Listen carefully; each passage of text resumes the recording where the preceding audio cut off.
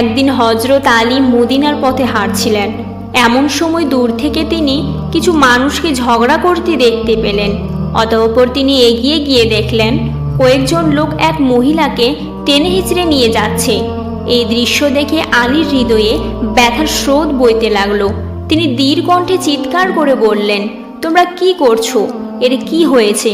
তখন লোকগুলি থেমে গিয়ে উত্তর দিলেন, এই মহিলা জেনা করেছে, তাই আমিরুল মুমিনিন হযরত ওমর রাদিয়াল্লাহু তাআলা আনহু তাকে অজম করার নির্দেশ দিয়েছেন, অর্থাৎ পাথর মেরে হত্যা করার নির্দেশ দিয়েছেন।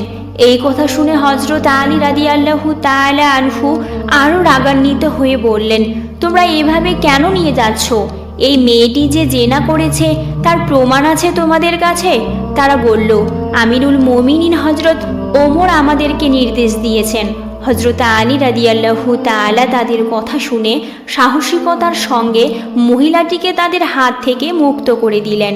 এরপর তিনি কঠিনভাবে তাদেরকে ধমক দিয়ে বললেন, এভাবে কোনো মহিলাকে টেনে নিয়ে যাওয়ার অধিকার তোমাদের নেই। আগে সত্যটা জানো। তারা বুঝতে পারল আলী কোনো সাধারণ ব্যক্তি নন। এরপর তারা ঘটনাটি অমরের কাছে গিয়ে জানালো। তারা আমিরুল মুমিনিন হযরত অমরকে বললেন, আলী আমাদের কাজে বাধা দিয়েছে এবং মহিলাকে মুক্ত করে দিয়েছে। তখন অমর তাদের কথা শুনে একটু থমকে গেলেন। তিনি গভীর চিন্তিত হয়ে বললেন, আলী এমন কাজ করেছে, নিশ্চয় তিনি কোনো কারণ ছাড়া করেননি। তাকে আমার কাছে পাঠাও।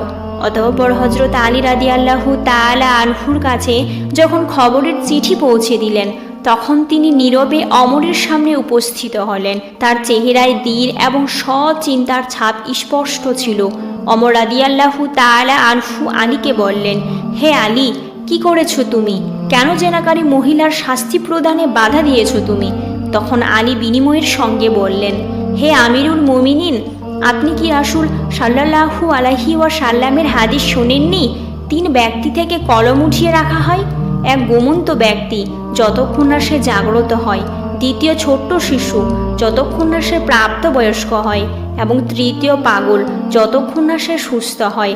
তখন অমর একটু অবাক হয়ে বললেন, হ্যাঁ, আমি একথা রাসূল সাল্লাল্লাহু আলাইহি ওয়াসাল্লামের কাছে শুনেছি, কিন্তু তোমার কথার অর্থ কি?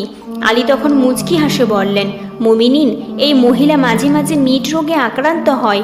তখন তার মানসিক অবস্থা নিয়ন্ত্রণে থাকে না। এমনকি যখন সে অসুস্থ অবস্থায় ছিল, তখনই কোনো পুরুষ তার সঙ্গে অন্যায় করেছে। এই অবস্থায় সে কোনোভাবে দায়ী হতে পারে না। হযরত আলী রাদিয়াল্লাহু তাআলা আনহুর মুখে এই কথা শুনে অমরের মুখে গভীর উপলব্ধির ছাপ ফুটে উঠল। তখন ওমর রাদিয়াল্লাহু তাআলা আনহু বললেন, তুমি সঠিক বলেছ। এক্ষেত্রে মহিলার প্রতি অন্যায় করা ঠিক নয়, তাকে মুক্ত করে দাও। সেদিন অমর আলীর বুদ্ধি এবং ধর্মীয় জ্ঞান দেখে মুগ্ধ হয়েছিল এবং সেই মহিলাকে মুক্ত করে দেওয়া হলো।